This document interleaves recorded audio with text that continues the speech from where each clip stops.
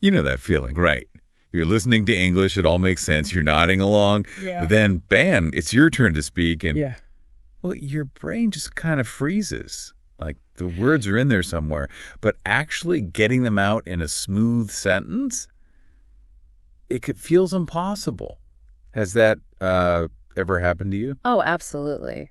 It's so, so common. Lots of English learners hit the gap between understanding and, actually speaking fluently. Yeah. You can study for years, pile up vocabulary, but still feel hesitant, slow when you need to talk. Well, that's exactly what we're digging into today. We want to figure out how to help you form English sentences more quickly so you can speak with more confidence, more flow. Right, leaving that sort of stuck in slow motion feeling behind. And the main idea here might be a bit surprising. We're not going to drown you in complex grammar rules. That's right. The core idea, really, is that speaking fluently isn't just about knowing every single grammar rule perfectly.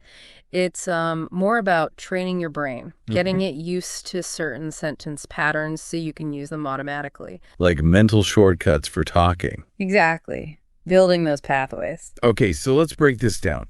First, we'll touch on why maybe the old school ways of learning English don't always cut it for real conversation. Uh-huh. Then, the power of the sentence patterns you mentioned. We'll also look at something called chunking thinking in word groups.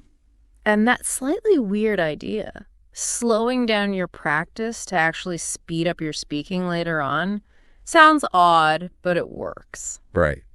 And finally, just how crucial real-life practice is. Can't skip that. Definitely not. So by the end of this deep dive, you should have some solid practical things you can try out to speak more naturally and hopefully a bit faster too. Okay, let's start with the typical classroom approach.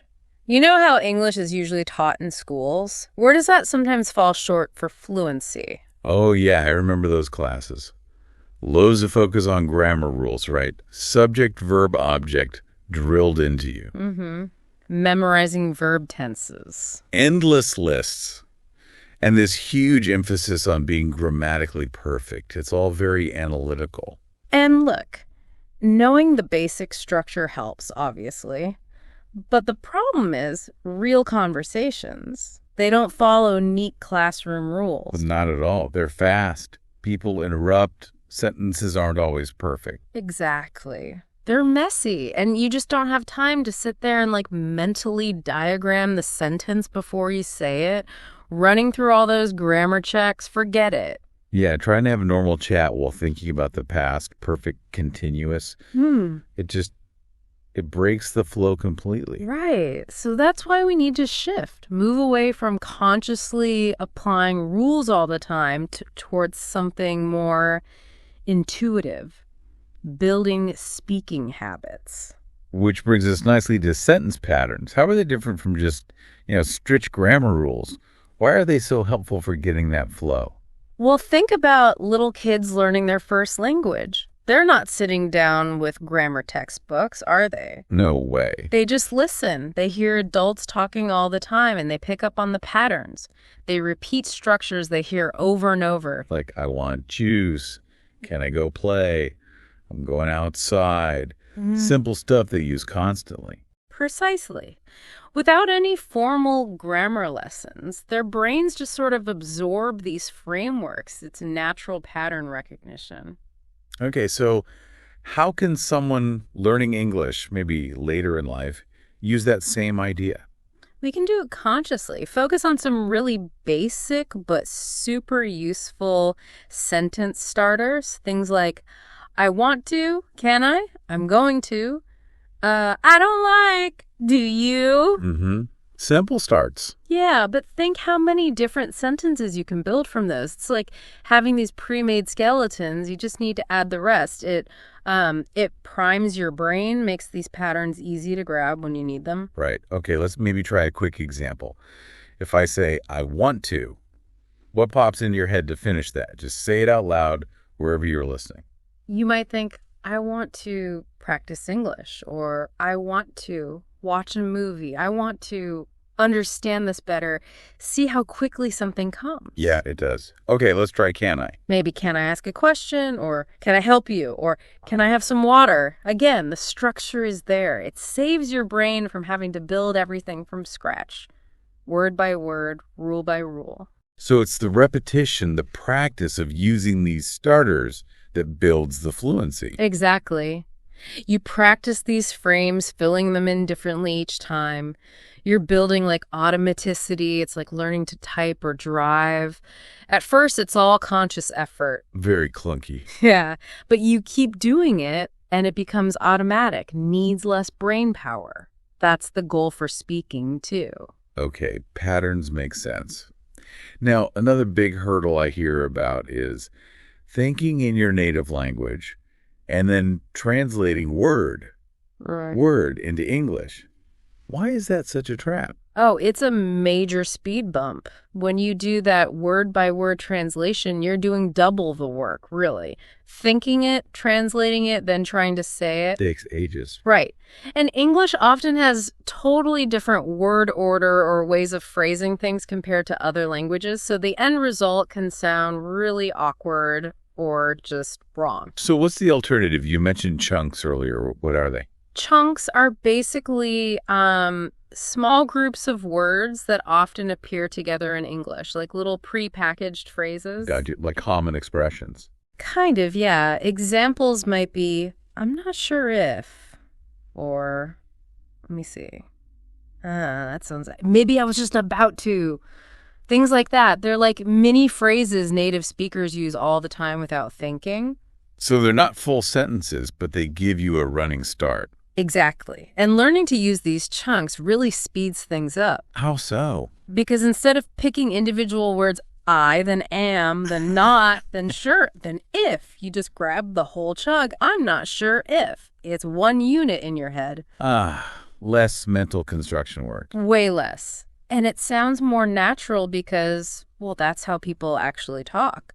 Using these common collocations, these chunks. Okay, that makes a lot of sense. Shifting from single words to these bigger blocks. Mm-hmm. Now, this next one feels backwards at first. Slowing down your practice to speed up your fluency. Explain that one. Yeah, it does seem counterintuitive, doesn't it? Yeah. But it's actually based on how our brains learn effectively. When you practice speaking slowly and deliberately, you give your brain the time it needs to really process everything. That's what, exactly? The sounds, the rhythm of the language, the way words connect smoothly. It helps solidify those patterns and chunks we were just talking about. Think about a musician learning a fast piece. They practice it slowly first.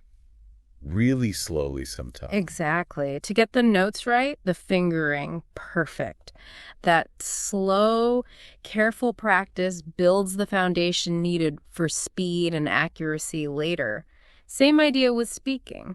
So it's about quality over quantity, especially when you're practicing, focusing on clarity. Precisely. If you just rush through practice, making mistakes, stumbling, you're kind of reinforcing those bad habits, those hesitations. Okay. But if you intentionally slow down, focus on pronouncing clearly, making the sentence flow smoothly, even if it feels artificially slow, you're actually training your brain the right way. And the source mentions some simple sentences for this, right? Like practicing, I'm learning English every day, slowly. Yeah, things like that. Or, I enjoy listening to podcasts. I want to speak fluently. Simple, clear sentences. Say them aloud. Maybe even record yourself. Oh, recording yourself, that's brave. It can be really revealing. You hear where the flow isn't quite right, where you stumble. It's basically fluency training. Building good habits slowly so you can eventually speed up naturally. Right. Building a solid base. Okay, so we've got patterns, chunks, the slow down technique. Yeah. But none of this works in a vacuum, does it? Language is for communicating. How vital is actually using English in real life? Oh, it's everything. It's non-negotiable, really. You can study theory forever, learn all the patterns, memorize chunks, but you won't get truly fluent until you actively use the language. Like learning to swim.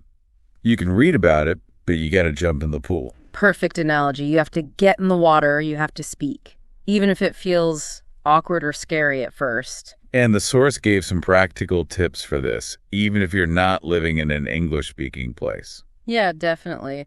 Things like talking to yourself in English sounds a bit odd, maybe. Yeah, maybe a little. But it's actually great practice, no pressure, just you forming sentences out loud, getting used to the sound. Okay, what else? Joining conversation groups online or maybe locally if possible.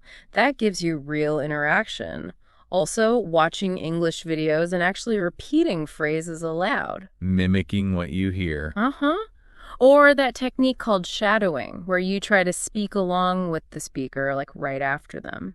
Great for pronunciation and rhythm. And the main thing is doing it regularly, right? Even just a little bit each day. Absolutely. Consistency is king. Even 15 minutes of focused speaking practice a day makes a huge difference over time. It builds the habit, reinforces learning, makes it feel more normal. Makes sense. Okay, and there were also a few quick bonus tips in our source material for boosting fluency. Let's cover those. Right. 3 quick ones. First, and this is huge, don't be scared of making mistakes. Easier said than done sometimes. True.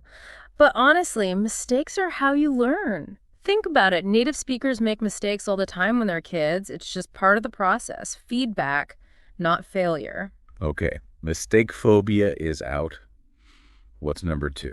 Focus on communication over perfection. The goal is to be understood, right? And to understand others.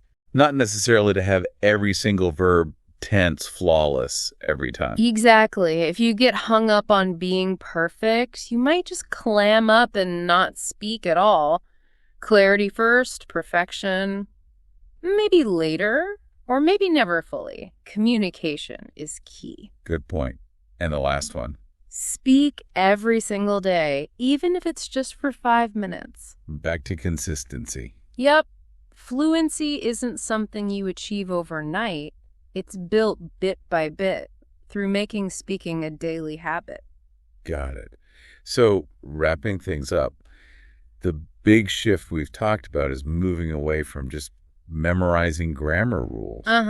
And moving towards really using sentence patterns and chunks, like building blocks. Right. And remembering that weird trick, practice slowly and clearly now to speak faster and smoother later. Yeah, building that solid foundation. And above all, actually using English.